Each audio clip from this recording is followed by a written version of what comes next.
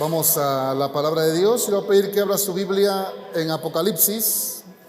Estamos avanzando con nuestro estudio de este libro maravilloso, hermoso, que contiene promesa. Ya estudiamos esas promesas, ¿verdad?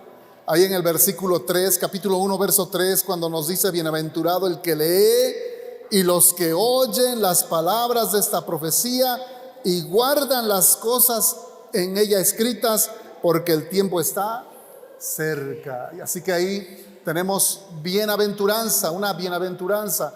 Y ya aprendimos que una bienaventuranza es una bendición grande o multiplicada, una doble bendición.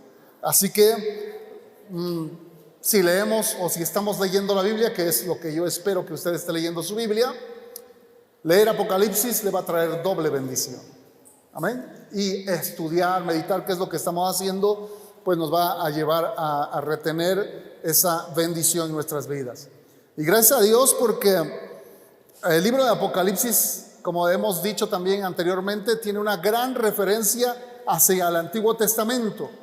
Dijimos que aproximadamente un 30 o 40% del libro de Apocalipsis tiene de referencias hacia el Antiguo Testamento. Hay muchas palabras, muchos textos, muchas porciones que nos refieren hacia el Antiguo Testamento. Ya como hemos ido avanzando, bueno, estamos dándonos cuenta que en realidad así es.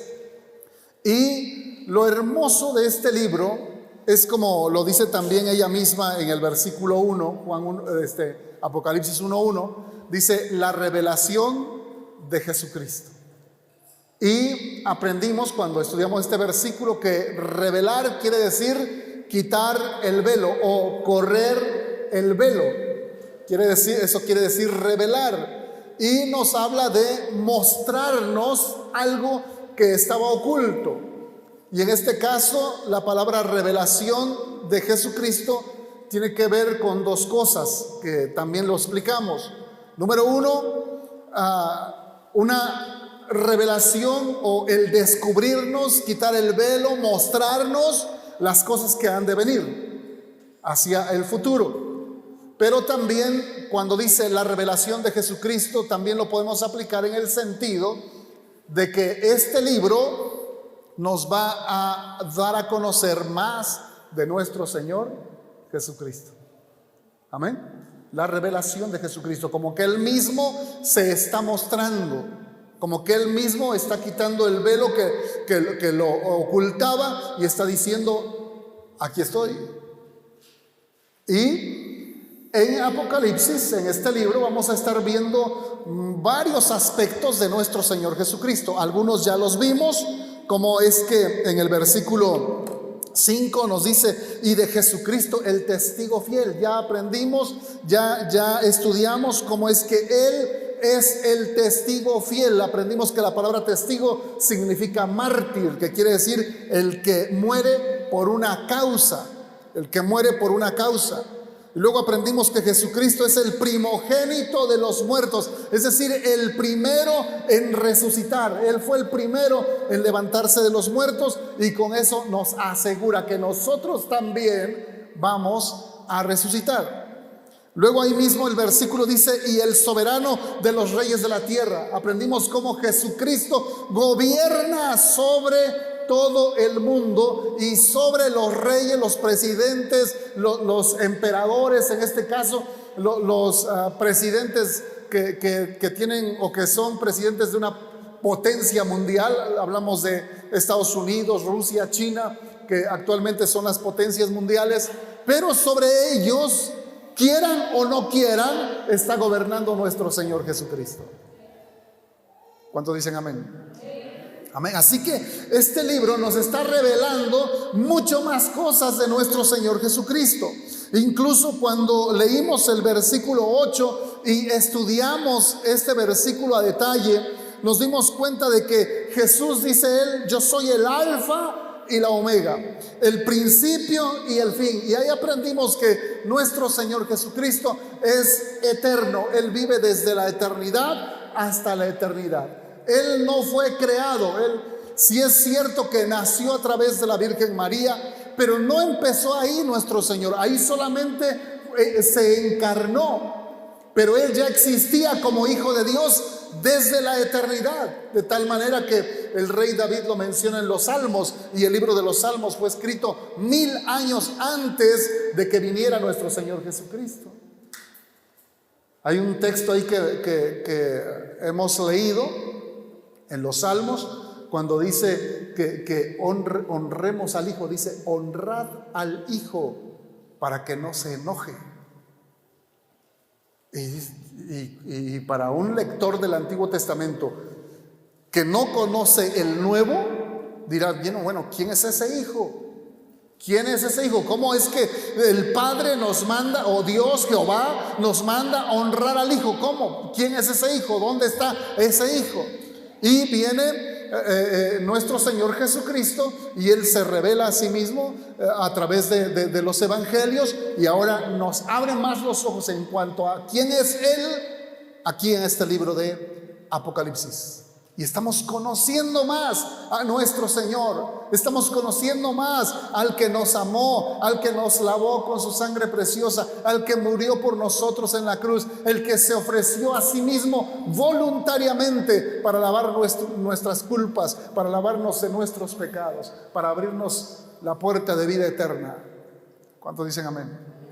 Así que por eso decimos que es la revelación de Jesucristo, porque paso a paso, como vayamos avanzando, vamos a ir conociendo un poco más de nuestro Señor Jesucristo. Luego nos detuvimos en la última palabra del versículo 8, cuando dice: el que es, el que era, el que ha de venir. Y la última frase dice: el Todopoderoso. Y dijimos que la palabra todopoderoso significa el que tiene la mano en todo, el que puede hacer todo. Todo. Y ahí aprendimos a través de 6 o 4 prédicas, ya no recuerdo cuántas fueron, porque detallamos mucho esta palabra, y vimos cómo el Señor Jesucristo tiene autoridad, control de todas las cosas negativas, de tormentas, de tsunamis, de terremotos, aún de fieras, de animales ponzoñosos o venenosos, tiene el control vimos que todas las cosas, incluso sobre Satanás. Amén. Sobre Satanás. Y aprendimos con la Biblia que Satanás no puede hacer nada si no se lo permite Dios. Y dimos la figura de que, como lo menciona el apóstol Pedro, de que el diablo, dice, anda como león rugiente buscando a quien devorar. Entonces vimos la figura de un león, enorme león, que anda buscando la manera de devorar al cristiano, de destrozar la vida del cristiano, de humillar al cristiano, de hacerlo quedar mal ante la sociedad, de que pierda el cristiano, pierda su identidad como cristiano, pierda ese testimonio glorioso. Y el diablo anda buscando la manera de hacerte caer en pecado para que quedes mal y para que al rato no tengas ninguna autoridad de hablar de Cristo. ¿Pero qué creen? Aprendimos que el diablo tiene una correa. Ese león rugiente tiene una correa en el pescuezo. Y esa correa la está agarrando nuestro Señor Jesucristo. ¿Cuántos dicen amén? Así que el diablo no puede ir más allá de lo que el Señor le permite. Amén. Será muy fiero, será muy malo, será muy poderoso, porque hasta cierto punto tiene poder el diablo, pero no tiene más poder que Dios. Está siendo retenido, gobernado por nuestro Señor Jesucristo. Amén. ¿Por qué no le da un aplauso al Rey? Amén. Gloria a Dios. Aleluya. Él vive para siempre. Nuestro Señor Jesucristo es el que tiene el poder y la autoridad. En esta ocasión vamos a introducirnos en los versículos 9, 10 y 11. Estamos en Apocalipsis 1 y vamos a estudiar los versículos 9, 10 y 11. Dice así, si lo leemos juntos, ¿me ayudan? A ver, puestos de pie, con sus Biblias abiertas. Y dice así: yo, Juan, a ver juntos, bien fuerte todos. Dice: yo, Juan, vuestro hermano y copartícipe vuestro en la tribulación, en el reino y en la paciencia de Jesucristo, estaba en la isla llamada Patmos por causa de la palabra de Dios y el testimonio de Jesucristo. Yo estaba en el Espíritu en el día del Señor, y oí detrás de mí una gran voz como de trompeta que decía: yo soy el Alfa y la Omega, el principio y el último. Escribe en un libro lo que ves y envíalo a las 7 iglesias que están en Asia: a Éfeso, Esmirna, Pérgamo, Tiatira, Sardis, Filadelfia y Laodicea. Así como están, oramos. Padre, en el nombre de Jesús te pido, ven a través de tu Espíritu Santo y revélanos tu palabra. Padre, permite que esta palabra pueda abrir nuestros ojos espirituales y que podamos no solo entenderla, sino retenerla y vivirla. Padre, te lo pedimos en el nombre de Jesús. Amén. Amén. Pueden tomar su lugar, gracias. Bien, empieza diciendo ahí el apóstol Juan, que es el que está escribiendo el libro. Dice: yo, Juan, vuestro hermano. Le dice a los hermanos que van a recibir esta carta. Este libro, que le llamamos ahora libro, fue hecho en forma de carta. Entonces está dirigiendo a los hermanos y no a una iglesia específica, como lo hizo el apóstol Pablo cuando dijo a los colosenses. Ese iba a una iglesia específica. O a los corintios, iba específicamente a una iglesia. Después vienen las cartas que llamamos universales, las que escribió el apóstol Pedro, que eran para todas las iglesias. Tenían que leerse su carta o sus cartas en todas las iglesias. Las 3 cartas de Juan también eran para todas las iglesias. La de Judas, la de Santiago eran también para todas las iglesias. Y dentro de ese paquete, vamos a decirlo así, aunque cada quien escribió por su lado y en diferentes fechas, podemos decir que este libro de Apocalipsis, que fue hecho en forma de carta, también entra o pudiera entrar ahí en ese paquete de cartas universales, porque son para todas las iglesias. Así que Juan se está de alguna manera presentando, aunque ya lo hizo antes, pero lo está recalcando una vez más y dice: yo, Juan, vuestro hermano. Está poniéndose al mismo nivel de todos los hermanos, todos los que tenemos a Cristo Jesús en nuestro corazón. Él no se siente más por haber recibido esta revelación, no se siente con mucha más autoridad. Él se está poniendo al nivel de todos los demás hermanos. Le dice: yo, Juan, vuestro hermano, y copartícipe vuestro en la tribulación. La palabra copartícipe quiere decir que participa junto con ellos. Es que en el tiempo de Juan había persecución. Había una persecución terrible. Por eso es que Juan llegó a la isla de Patmos, por esa persecución. La isla de Patmos era como una isla de Alcatraz, pero del Imperio Romano. Era utilizada como una isla para prisioneros y funcionaba como una prisión sin paredes. La isla era rica en mármol y la mayoría de los prisioneros eran obligados a trabajar en el mármol. Ahí estaba Juan. Fíjese cómo dice el versículo más adelante: copartícipe vuestro en la tribulación, en el reino y en la paciencia de Jesucristo. Y luego dice: estaba en la isla llamada Patmos. ¿Cómo es que llegó Juan ahí? Por la persecución. Esa persecución que estaban sufriendo todos los cristianos en ese tiempo.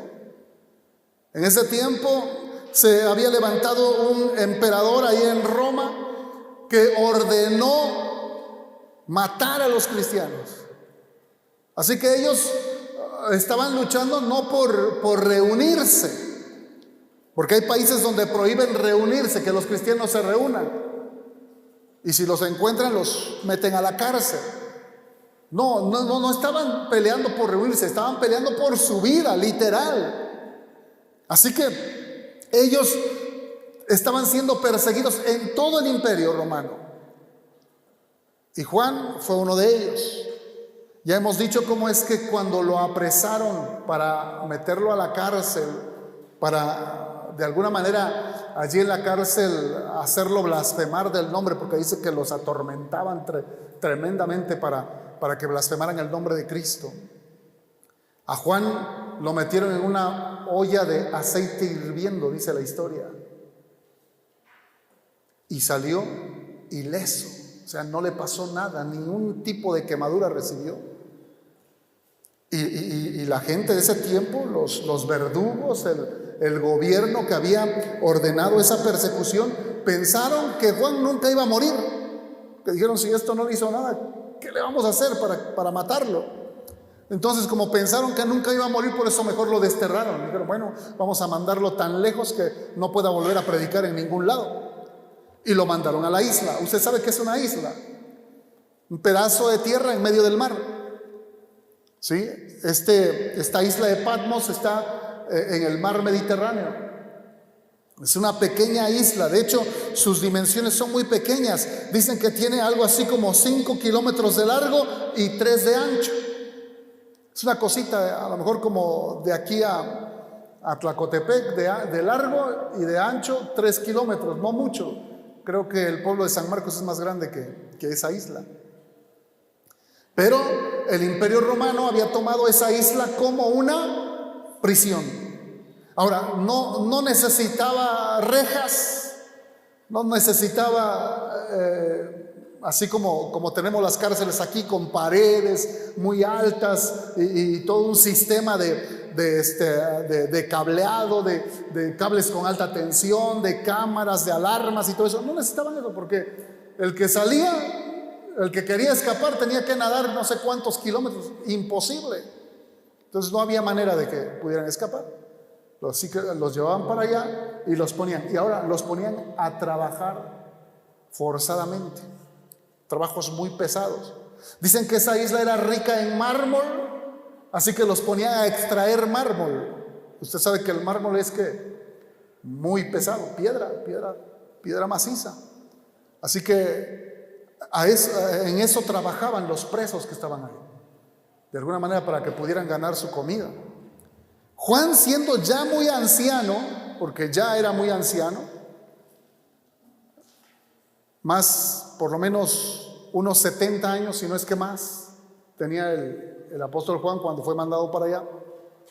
Y cuentan algunos historiadores que fue él, a pesar de su edad, fue obligado a trabajar ahí, en esa isla. Así que Juan, con toda la libertad, él puede decir, yo Juan, vuestro hermano, copartícipe de ustedes, dice, en la tribulación. Es decir, yo también estoy siendo perseguido, yo también estoy siendo azotado, yo también estoy siendo obligado a trabajar en este trabajo tan pesado por nuestro Señor Jesucristo. Como que les está diciendo a los hermanos, no se sientan solos. No es que nosotros ya les predicamos y nosotros estamos en un nicho o en un lecho de rosas. No, nosotros también estamos padeciendo por el nombre de nuestro Señor Jesucristo. Amén. Así que Juan estaba en ese tiempo en el exilio, en esa isla solitaria. La isla de Patmos es una simple masa de rocas estériles, oscura en color, triste en forma. Está sobre el mar abierto, cerca de la costa del oeste del Asia Menor.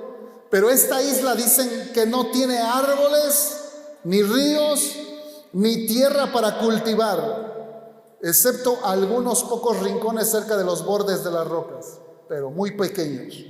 Así que es una isla que no tiene vida. Aún queda una sucia gruta en donde se dice que el apóstol Juan vivió.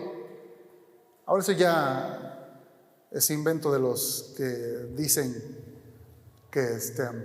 que estudian la historia, ¿no? Encontraron por ahí una cuevita y dijeron: seguramente aquí estuvo el apóstol Juan, seguramente aquí recibió la revelación. Así que ahora en ese lugarcito, en esa gruta, han puesto una capilla y hay unos monjes ahí cuidándola y mantienen encendidas algunas lámparas para que lleguen los visitantes y bueno, lo han hecho turístico ahora para los cristianos que quieren conocer la isla Patmos, donde estuvo Juan prisionero. Bueno, los llevan y les dan un recorrido y les dicen: aquí estuvo Juan y aquí recibió el libro de Apocalipsis, la revelación final de Cristo. Amén. Así que esa es la isla Patmos. Se describe a Patmos como un lugar solitario, desolado, estéril, visitado de vez en cuando. Así que reunía todos los requisitos para ser un lugar de castigo. El exilio a tal lugar cumpliría todo lo que el perseguidor pudiera desear para silenciar al apóstol. Dijeron: lo vamos a mandar allá para que nos siga predicando. Sin embargo, usted y yo sabemos que el exilio, el estar en esa isla obligado a trabajos forzados, no impidió a Juan que siguiera proclamando el evangelio. ¿Cuántos dan gloria a Dios por eso? Sí, porque ahí en esa isla es donde recibió este hermoso libro que después fue distribuido, porque dicen que después llegó otro emperador a Roma y permitió que Juan regresara a la civilización. Fue una manera en que pudo llevar sus escritos que había hecho, lo que había recibido por revelación, y lo pudo compartir, y los copistas y todo eso, y empezó a publicarse este libro. Amén. Gracias a Dios, porque si hubiera quedado ahí no tuviéramos el libro. Ahora, ¿por qué estaba ahí? Dice el versículo al final: por causa de la palabra de Dios y el testimonio de Jesucristo. Así que él no estaba ahí de vacaciones, o él no estaba preso ahí, exiliado por ladrón, por asesino, por andar haciendo mal a la sociedad. No. Él estaba ahí por causa de nuestro Señor Jesucristo. Ahora, lo hermoso es que el apóstol Juan está diciendo estas cosas y no se escucha que lo esté diciendo con tristeza. Porque pudiéramos pensar en que Juan, al estar en ese lugar, anciano, trabajando, obligado a esos trabajos forzados, pudiera estar deprimido, triste, pudiera estar desconsolado, sin esperanza, sufriendo, y que en medio de ese sufrimiento estuviera escribiendo algún libro, alguna carta, y él estuviera quejándose, diciendo: aquí las cosas están feas, los trabajos, cómo nos azotan, nos obligan, medio comemos, estamos desnutridos, todos los días muere gente, etcétera, etcétera, ¿no? Pudo haberlo escrito así, pero no vemos en Juan ni una gota de tristeza, de amargura, de resentimiento en contra de sus opresores, o de que esté allí deprimido. No, él está recibiendo palabra, está recibiendo revelación, y podemos decir que hasta cierto punto él está gozoso. No era la primera vez que era preso. Hechos de los Apóstoles nos muestra cómo él fue de los primeros que fueron encarcelados junto con el apóstol Pedro. Y que mientras estaban en la cárcel, la iglesia estaba orando y de repente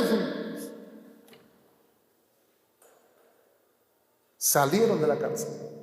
Ahí sí fueron como teletransportados. ¿A cuántos les gustan las películas de ciencia ficción? Bueno, algo así. Y de pronto ya estaban en la calle. Y cuando fueron a revisar, dice las autoridades, las rejas estaban cerradas. Todo tenía su seguro, todo estaba cerrado. Y los guardias en su lugar. y los presos ya no estaban. Qué hermoso, amén. Así que lo que vemos en las películas no está lejos de que sea realidad en los cristianos. Amén. Y el apóstol está allí, como dije, está recibiendo y hasta cierto punto está gozoso. Dice, estamos aquí por causa de la palabra de Dios y del testimonio de Jesucristo. La mayoría de los eruditos asumen que Juan estaba en Patmos porque fue arrestado y puesto en prisión durante la persecución por parte de los romanos. Esto es cierto, especialmente porque Juan dice que Él es vuestro hermano, dice, y copartícipe vuestro en la tribulación, en el reino y en la paciencia de Jesucristo. El antiguo historiador cristiano llamado Eusebio dice que Juan fue puesto en prisión en Patmos bajo el reinado del emperador romano que se llamaba Domiciano. Otro historiador de nombre Victorio dijo que Juan, a pesar de la edad que tenía, fue forzado a trabajar en esas minas localizadas en Patmos, minas de piedra de mármol. Ahora, pasamos al verso 2. En el versículo 10 y 11, dice, verso 10, yo estaba en el Espíritu en el día del Señor y oí detrás de mí una gran voz como de trompeta. Vamos a la primera frase, dice, yo estaba en el Espíritu. ¿Qué quiere decir esto? ¿Qué quiere decir yo estaba en el Espíritu? Ahora le pido para los que están leyendo su Biblia y les interesa la teología o conocer más de Dios, hay un libro que se llama Todos somos teólogos. De alguna manera estamos o queremos conocer de Dios. Pero a los que les interesan estas cosas, yo espero que a todos, les voy a explicar esto. Estar en el Espíritu, como lo dice Juan aquí, no es lo mismo a vivir en el Espíritu, como lo dice el apóstol Pablo en sus cartas. El apóstol Pablo le dice, por ejemplo, a los Gálatas en Gálatas 5:16, les dice, andad en el Espíritu y no satisfagáis los deseos de la carne. De acuerdo a lo que dice el apóstol Pablo, andad en el Espíritu es de alguna manera que nosotros como cristianos nos metamos con Dios en la oración, en la lectura de su palabra, nos llenemos de su Espíritu Santo y por consecuencia vivamos una vida santa. ¿Cuántos dicen amén? Eso es andar en el Espíritu. El apóstol Pablo lo menciona varias veces en sus cartas. Andar en el Espíritu es vivir una vida de comunión íntima con Dios y por consecuencia vivir una vida en santidad. Eso es andar en el Espíritu. Pero la idea que aquí el apóstol Juan nos está compartiendo no es la misma, no se está refiriendo a eso, al modo de vivir. ¿A qué se está refiriendo entonces? Él se está refiriendo a una experiencia sobrenatural. ¿A cuántos les gusta lo sobrenatural? Tengan cuidado, busquen lo sobrenatural en Dios, no allá afuera. ¿Ok? Porque la gente que busca lo sobrenatural sin Dios cae en las garras de Satanás, porque es una de las especialidades del diablo para engañar a la gente y atraparla. Sí, a mí me gustaba mucho cuando era niño ¿cómo se llama? Hipnosis, ya se me olvidaron esas cosas, cuando mueven las cosas con la vista, cuando se desdoblan y pueden irse a otro lado, su espíritu a otro lado y su cuerpo se queda en otro lado, y pueden en otro lugar dar una conferencia, nada más su espíritu. Son cosas terribles que existen, que son reales, pero que la mayoría los busca sin Dios y caen en las garras de Satanás. Toda esa gente que se mueve en esos ámbitos sobrenaturales generalmente están movidos por demonios. Ahora, de lo que nos está hablando aquí el apóstol Juan es de una experiencia sobrenatural, pero en su búsqueda de Dios. En su búsqueda de Dios. Juan estaba caminando en el Espíritu porque vivía una vida santa, pero la idea que nos está compartiendo aquí, como dije, es una experiencia única. Es lo que algunos pudieran llamar una experiencia fuera del cuerpo. Dice, estaba yo en el Espíritu, como que su cuerpo se quedó en la isla y su espíritu fue llevado a un lugar especial. ¿Cuántos dicen amén? Para vivir, experimentar, sentir lo que Dios le iba a revelar. Así que todos sus sentidos estaban ahí en la visión. O más bien, él con todos sus sentidos estaba metido en la visión. Oh, esto es especial. Su cuerpo estaba ahí. Su espíritu y su alma fueron tomados para ser introducidos en la visión que Dios le iba a dar. Esta experiencia fuera del cuerpo, en el espiritismo le llaman desdoblamiento o proyección astral. Los espiritistas practican estas cosas, algunos. Ahora, la ramificación de ellos es mucha. Hay unos que abiertamente se llaman satanistas, otros espiritistas, otros ocultistas, otros maestros de la luz, otros, no sé, inventan tantos nombres. Pero finalmente es la misma rama, espiritismo. Y también a esta experiencia le ponen diferentes nombres, y uno de esos nombres es la proyección astral o el desdoblamiento de espíritu. Ahora, el peligro, les dije antes, es que busquen estas cosas, o que el cristiano busque estas cosas, pero sin Dios, porque va a ser atrapado por el diablo. Y lo que aquí está haciendo el apóstol Juan, cuando dice que él estaba en el Espíritu, lo podemos definir de esta manera: que él fue llevado en su alma, en su espíritu, fue llevado más allá del sentido normal, a un estado donde Dios le pudo revelar sobrenaturalmente los contenidos de este libro. Él fue llevado en su espíritu, en su alma, como dije antes, introducido en la misma revelación para oír, sentir, vivir la revelación como si estuviera ahí dentro de la película. Qué cosas, ¿no? Ahora están tratando de inventar esas cosas a través de aplicaciones, ¿cómo se llaman? Ahí de tecnología, y le llaman algo así como meta ¿qué? Metaverso, donde se van a poner unas gafas y van a poder tener conversaciones, incluso van a estar, dicen, virtualmente en otro lugar cuando su cuerpo está en este lugar. Bueno, eso es tecnología.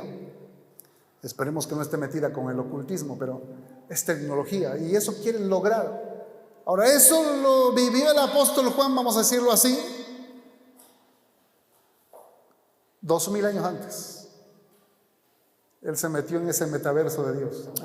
Amén. Ahora, ¿cómo lograba esto el apóstol Juan? ¿Cómo logró meterse o ser metido por Dios? ¿Por andar carnalmente? No. ¿Por andar mundanamente? No. ¿Por darle placer a la carne? Tampoco. ¿Por qué? Porque él era un hombre de oración. ¿Era un hombre qué? ¿De qué? De oración. Era un hombre de oración. Era un hombre metido con Dios. Ahora, esta frase que tenemos aquí de que el apóstol dice que estaba en el Espíritu, lo va a repetir en Apocalipsis por lo menos otras 3 veces. Lo vamos a ver adelantito en el capítulo 4 y verso 2. Apocalipsis 4:2. Ahí está recibiendo otra revelación. Ahora es acerca del cielo. Y dice, y al instante yo estaba en el Espíritu, y aquí un trono establecido en el cielo, y en el trono uno sentado. Y empieza a seguir, o empieza a describir la revelación que tuvo ahí. Pero está en un lugar, y luego de repente dice, y ya estaba en el Espíritu. Como que se metía a esa revelación de una manera muy especial. Más adelante lo encontramos también en el capítulo 17, verso 3. 17:3. Y me llevó en el Espíritu al desierto, y vi a una mujer sentada sobre una bestia escarlata llena de nombres, de blasfemias, que tenía 7 cabezas y 10 cuernos. Ahora fíjese cómo lo dice. En el 4:2 dice, al instante estaba yo en el Espíritu. Ahí estaba, en el Espíritu. Es su espíritu fuera del cuerpo, dentro de la revelación que está recibiendo. Ahí en el 17:3 dice, y me llevó en el Espíritu. Me llevó en el Espíritu, no el cuerpo está ahí en la isla de Patmos, pero su espíritu anda por otro lado. Qué cosas, ¿no? Ahora, cuando estás bajo la influencia poderosa de Dios, cuando estás siendo guiado por Dios, cuando estás buscando a Dios con todo tu corazón y tienes una experiencia así, oh, qué maravilloso, qué precioso, amén, gloria a Dios. Por eso muchos hermanos se confunden, porque estas experiencias sobrenaturales son muy parecidas a los que los ocultistas o espiritistas practican en su área. Solo que, como dijimos, ellos sin Dios, más bien influenciados por demonios, y el cristiano lleno del Espíritu Santo. ¿Cuántos dicen amén? Ahora, ¿por qué digo esto? Porque de repente, como ya hemos visto en otras ocasiones que han venido pastores, que han venido estos hermanos que han ministrado a la iglesia de una manera muy especial, que tienen esos dones, que pueden ver lo que va a suceder, que pueden ver tal vez lo que está sucediendo ahora mismo, que pueden tener así tipos de revelaciones, y que de repente te tocan y algo sucede dentro de ti, ¿no? Porque hay gente que los tocan y ¡pam!, se caen. O como les explicaba de aquel hermanito que fue tocado y tembló tremendamente, como si estuviera recibiendo corriente eléctrica. Otros más que los tocan y empiezan a expulsar cosas tremendas. Y hay criticólogos, porque para todo hay, ¿no?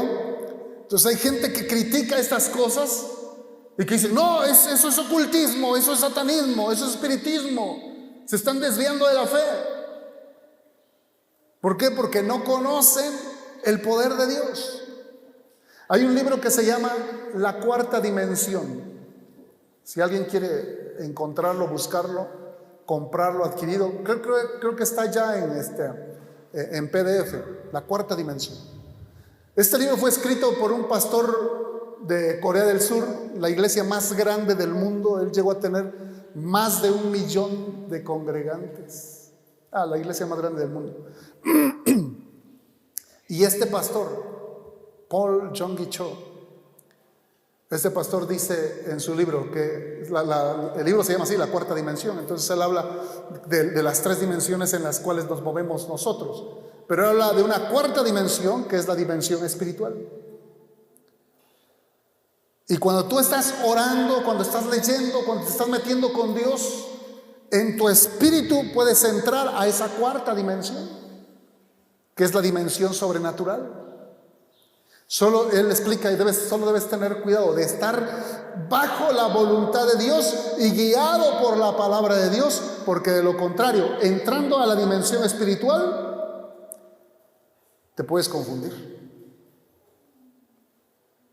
Y puede haber influencias demoníacas, dejarte influenciar por demonios en lugar de que te sigas influenciando por el Espíritu Santo. Por eso hay que estar en la palabra para definir qué cosas sí voy a permitir en mi vida y qué cosas no. Porque la dimensión espiritual es sobrenatural. Y déjenme les recuerdo una frase que aprendimos hace mucho tiempo y que tal vez alguna o dos veces la he compartido aquí. Pero es muy cierta. Todo lo material es movido por lo espiritual. ¿Puede decirlo conmigo? Todo lo material es movido por lo espiritual. Así que somos más espirituales de lo que parecemos. Porque ¿qué es lo que realmente somos?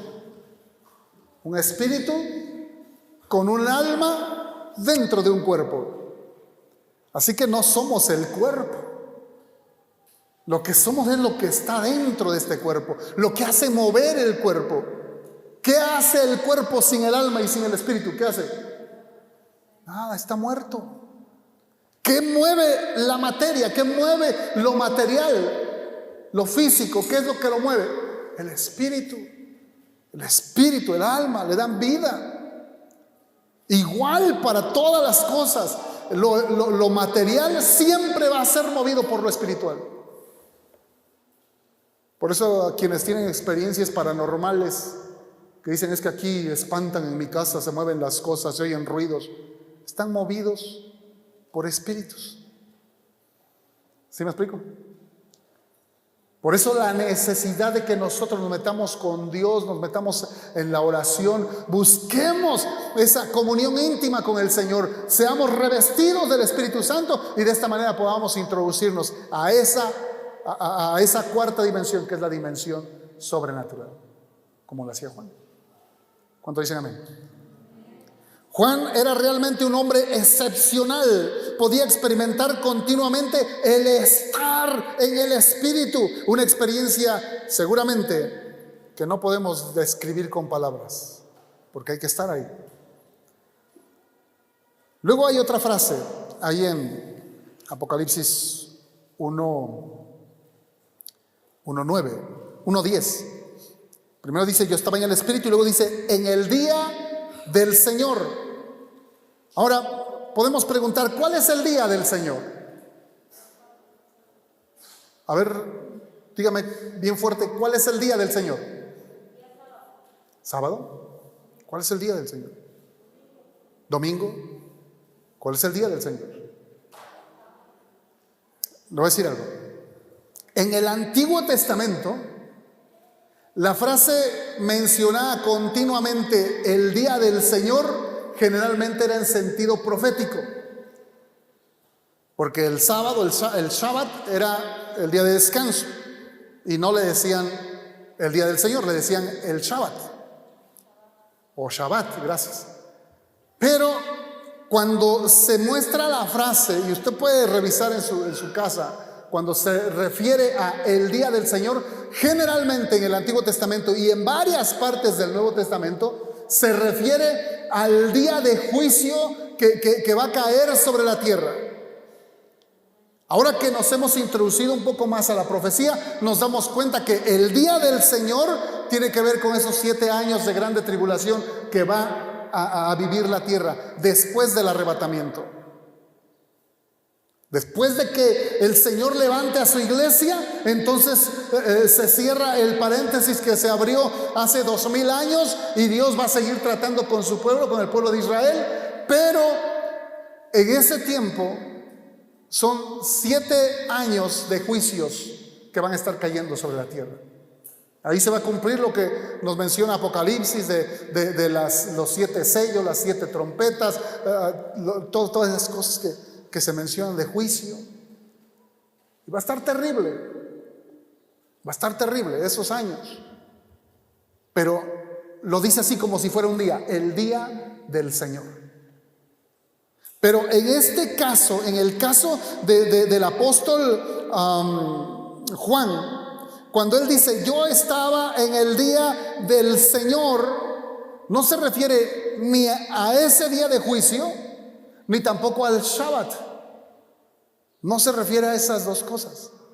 ¿A qué sí se refiere? Y vamos a ver algunas citas bíblicas para ver a qué sí se refiere.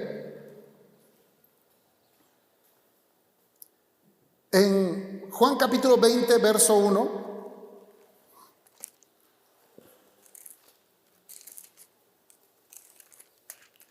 encontramos un evento bien importante que sucedió ahí. Dice la Escritura, el primer día de la semana, María Magdalena fue de mañana siendo aún oscuro al sepulcro y vio quitada la piedra del sepulcro. ¿Qué pasó ahí? ¿Qué pasó?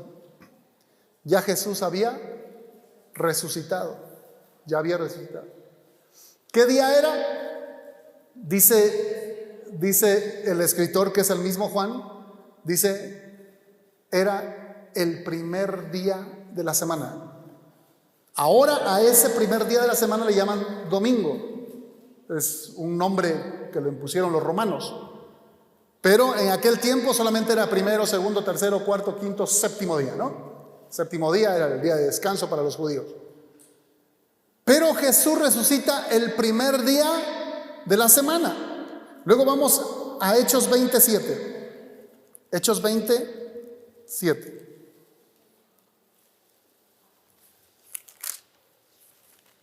Y ahí en Hechos 27 dice, el primer día de la semana, reunidos los discípulos para partir el pan. ¿Qué es eso? ¿Qué es eso de partir el pan? La comunión, la Santa Cena. Esa era la práctica que los primeros discípulos tenían, y era algo que ellos realizaban cada semana. Cada semana. Ellos se reunían a propósito para partir el pan. Era, vamos a decir, su culto. Era su culto. ¿Cuándo? ¿Qué día se reunían para partir el pan? Vuelva a leer. El primer día de la semana. Exactamente. Ahora, ponga mucha atención. Hay quienes defienden que los cristianos deben seguir guardando el día sábado.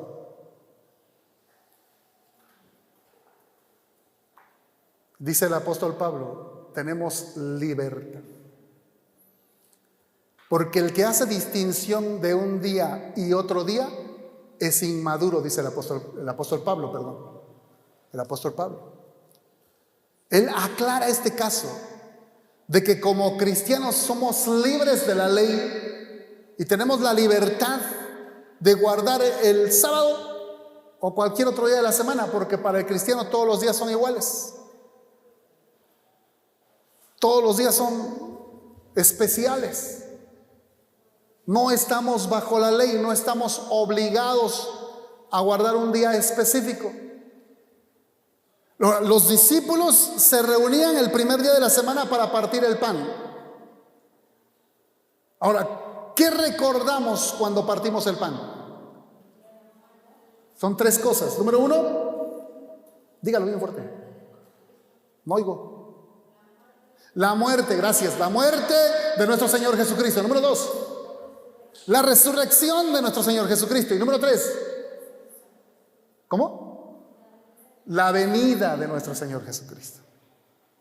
Con el partimiento del pan recordamos esas tres cosas. Así que ellos tenían su culto el primer día de la semana. Y los que defienden el día sábado dicen, pero aquí no está diciendo que ellos guardaban el domingo. No, no me está diciendo eso. Pero tampoco dice que guardaban el sábado. Ah, ¿verdad? ¿O sí? No dice. En ninguna parte del Nuevo Testamento vamos a encontrar que se dé la orden nuevamente de guardar el sábado. No está. Pero tampoco vamos a encontrar la orden, mandato, ley de guardar el domingo. No hay una ley para guardar el primer día de la semana. Entonces, ¿por qué los cristianos se reúnen el primer día de la semana? ¿Por qué? Sencillo, por amor, por gratitud. Porque hemos entendido que Jesús murió por nosotros en la cruz, que Él dio su vida por nosotros. Y el primer día de la semana recordamos ese sacrificio, ese amor que tuvo para con nosotros, y que nosotros, siendo salvos, le debemos la honra y la gloria al que vive para siempre. ¿Cuántos dicen amén? Dele fuerte el aplauso al Señor.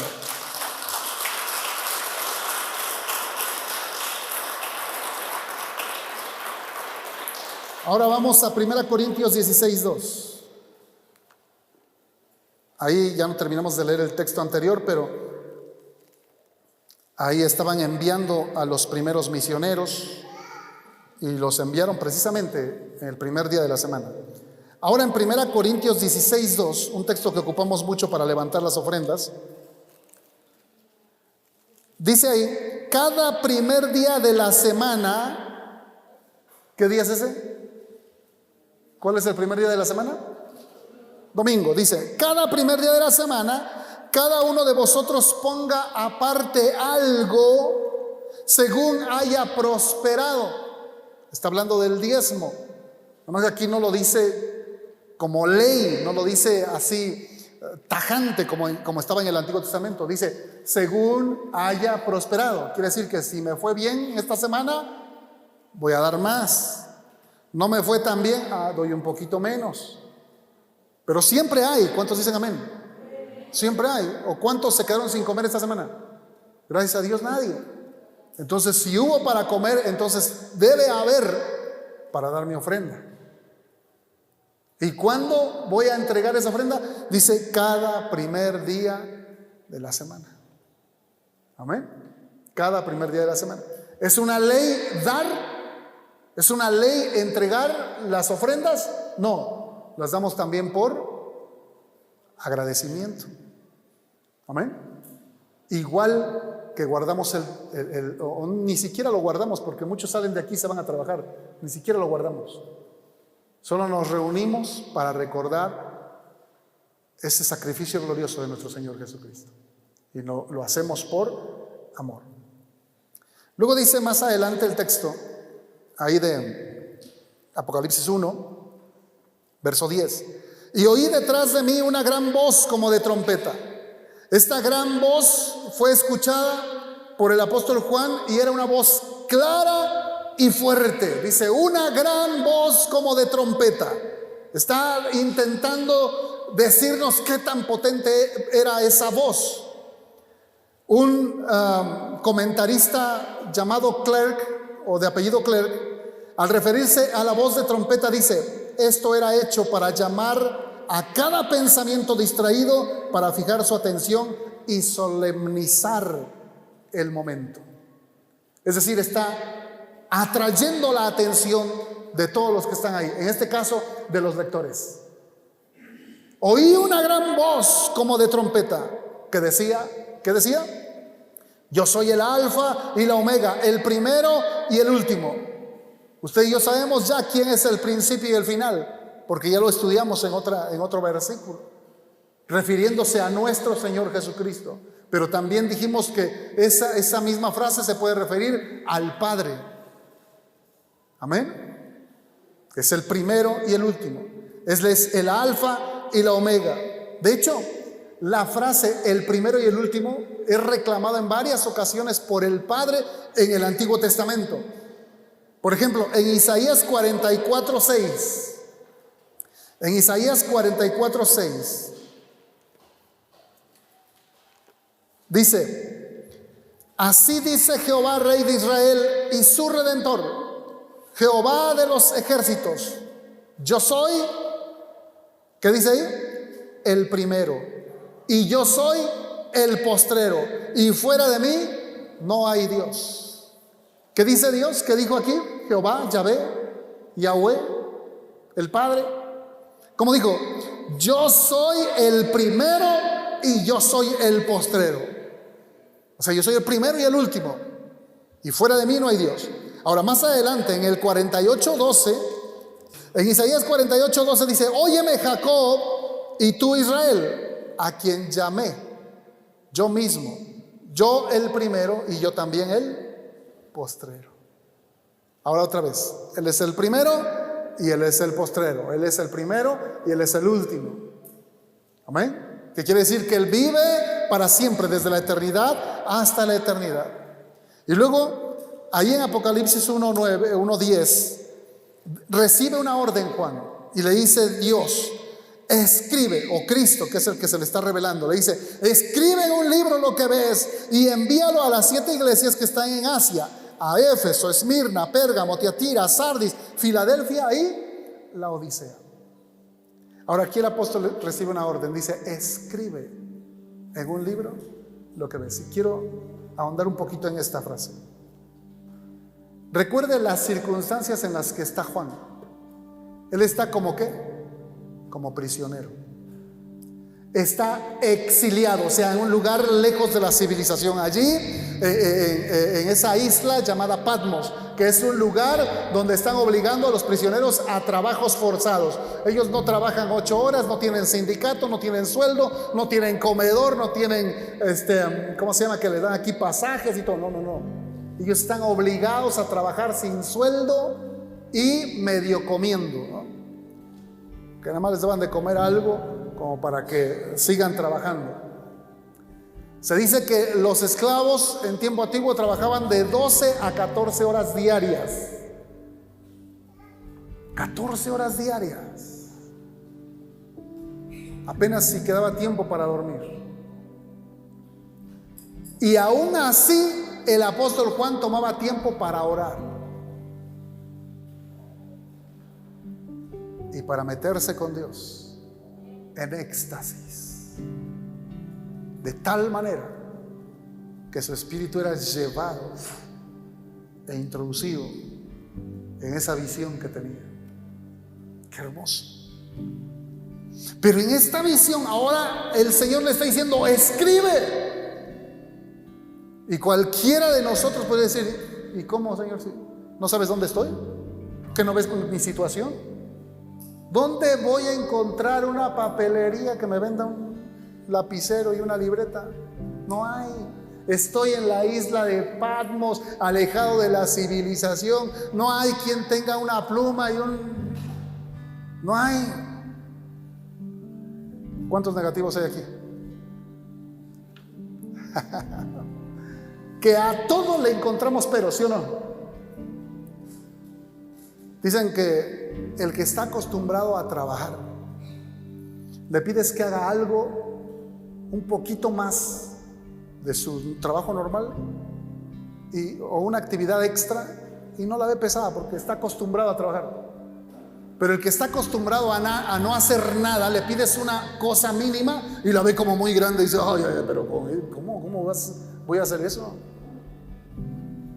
¿Se da cuenta?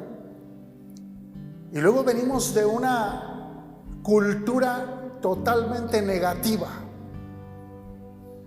Nos dicen algo y estamos a la expectativa ahí, como si pensamos, como si estuviéramos pensando que la otra persona nos quiere herir, nos quiere lastimar, nos quiere ofender todo el tiempo. Y estamos a la defensiva. Así que nos pide algo, inmediatamente lo primero que aparece en nuestra mente son pretextos. No puedo, no tengo tiempo, no tengo dinero, tengo otros compromisos, tengo otras cosas que hacer. Sucede. ¿Sabe cuántos niños vinieron ayer al culto infantil? 2.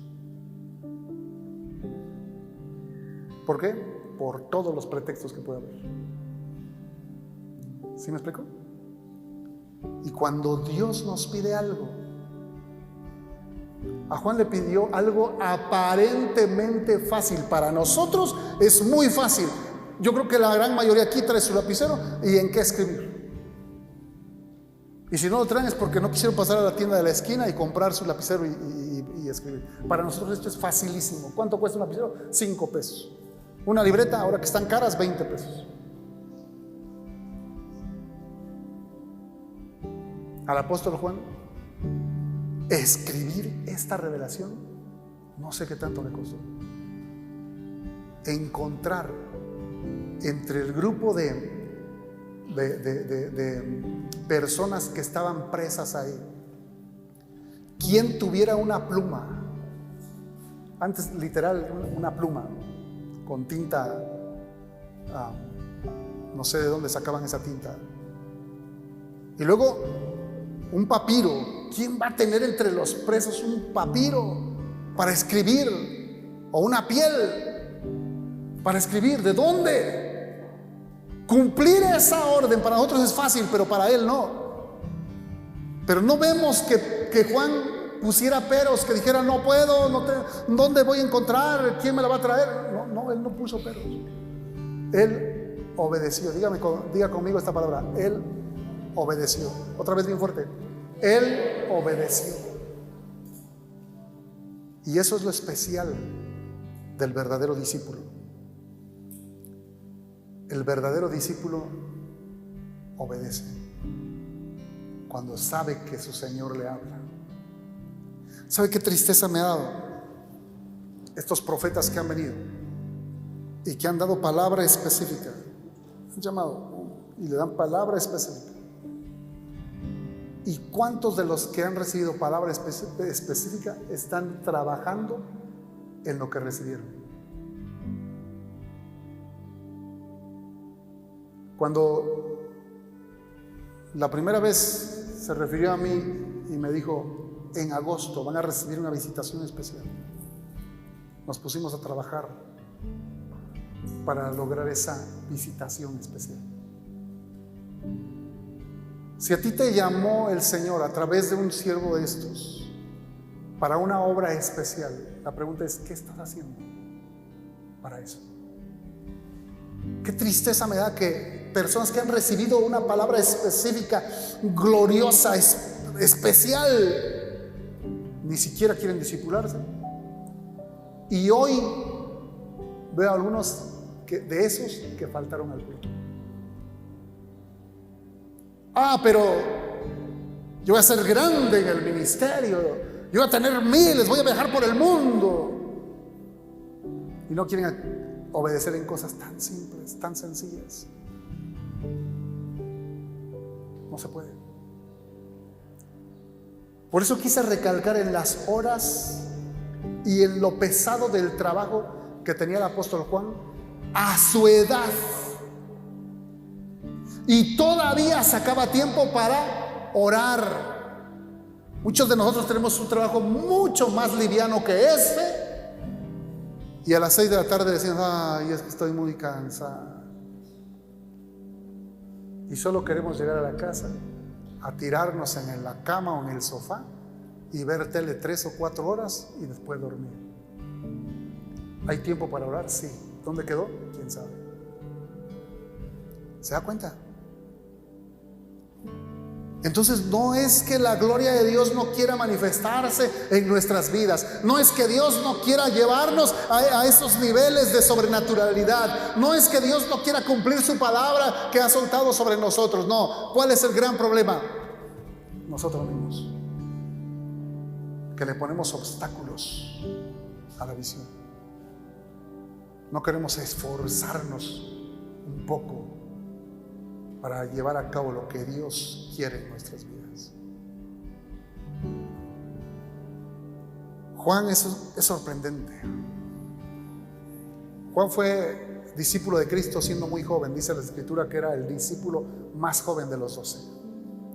Póngale edad, no sé, tal vez 15, 16 años, no sé, joven. Pero desarrolló su fe,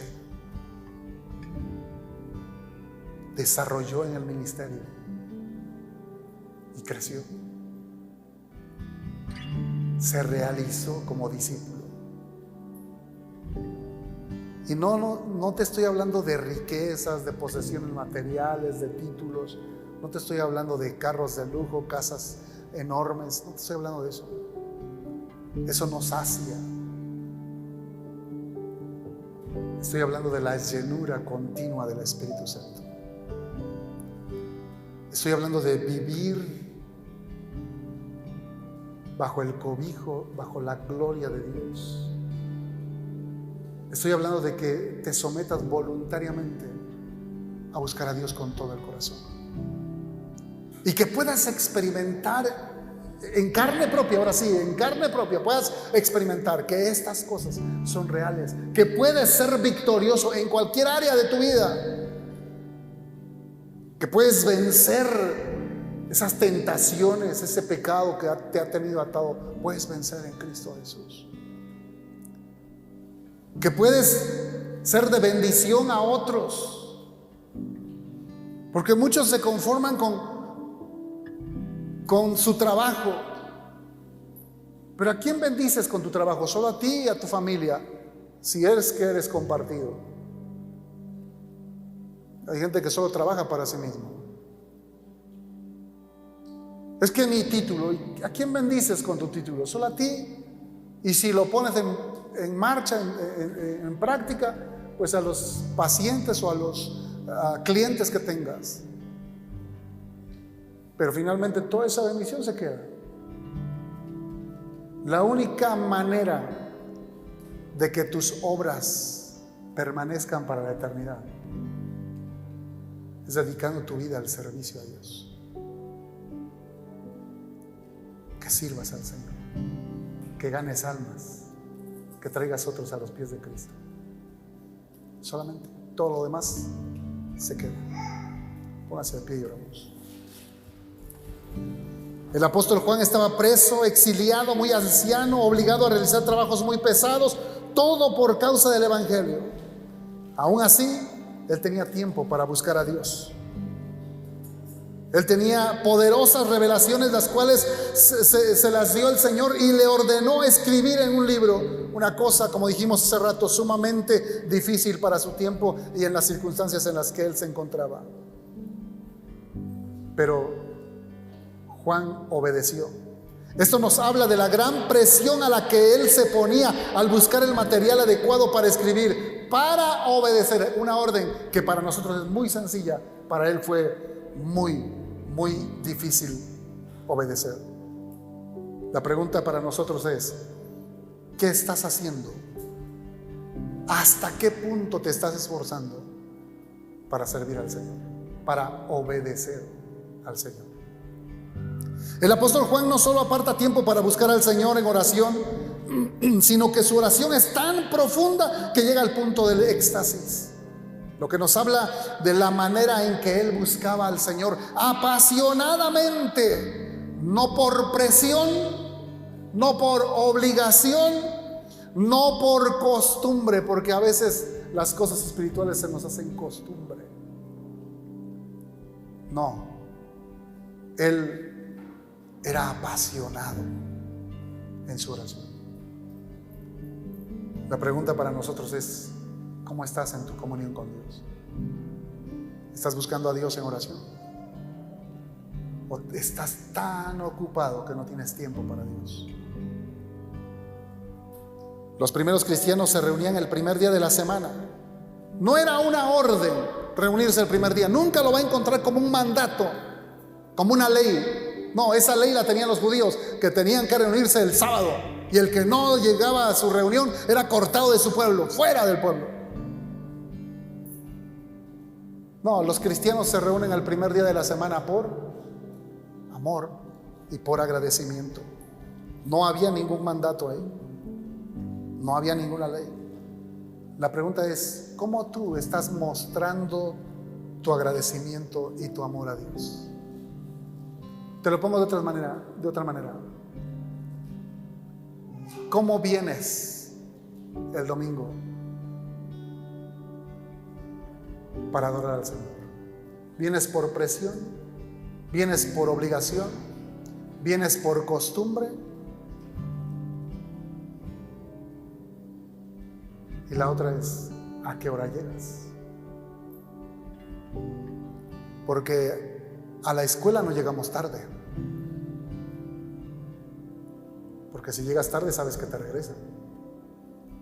Al trabajo no llegas tarde. Si tienes un horario de trabajo, estás ahí, y a veces hasta antes de la hora de entrar. Pero la iglesia a cualquier hora puede llegar. pero a la hora que llegas muestra el amor que tú le tienes a Dios. Por eso te invito a que llegues temprano. Una vez más, te invito a que llegues temprano para adorar al Señor. No por presión, no por mandato, sino porque tú quieres desarrollar tu amor por Dios. Amén. Vamos a ver, Padre, tu palabra es especial, retadora. Tu palabra escudriña nuestros corazones. Tu palabra, como dice ella misma, es como espada de dos filos que penetra hasta partir el alma, las coyunturas, los tuétanos y discierne los pensamientos y las intenciones de nuestro corazón. Y tu palabra en esta mañana, Señor, nos ha mostrado la pasión, el amor y el intenso deseo que había en el apóstol Juan para obedecer tus mandatos. Ni siquiera ponía objeciones o excusas. Era un hombre dispuesto a obedecer sin importar todo lo que tuviera en contra. Y su vida nos muestra cómo debemos ser nosotros como cristianos del siglo XXI. Dispuestos a obedecer tu palabra, dispuestos a vivir agradecidos contigo, sirviéndote y sirviendo a la iglesia, sirviendo a los demás. Tu palabra nos habla de ser buscadores continuos de tu presencia, así como lo fue el apóstol Juan, a tal grado que él pudo ser un hombre que continuamente experimentó el estar en el Espíritu. Y Señor, yo te pido en el nombre de Jesús que tu Espíritu Santo redarguya nuestros corazones, para que cada uno de los que asistimos a esta iglesia nos convirtamos en buscadores de tu presencia, en gente de oración. Que podamos penetrar esa cuarta dimensión, que podamos ver lo sobrenatural en nuestras vidas, que podamos desarrollar esos dones y talentos que tú nos has dado, que podamos trabajar por tu visión, por tu sueño, para tu honra y para tu gloria, Dios. Señor, gracias por tu palabra en esta mañana. Alabamos tu nombre, Dios, en el nombre de Jesús. Amén.